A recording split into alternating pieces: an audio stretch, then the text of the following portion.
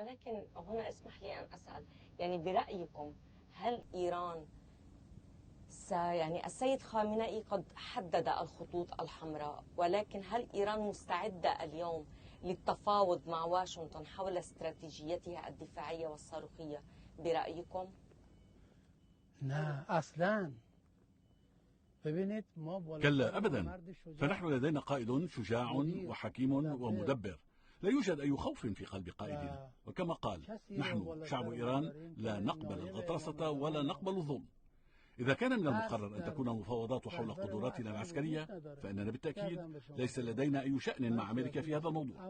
هذه وجهة نظري، وكما ذكرت أنا لست سياسيا، ولكن من الواضح أننا لن نتفاوض أبدا حول صواريخنا أو حول قدرات جبهات المقاومة.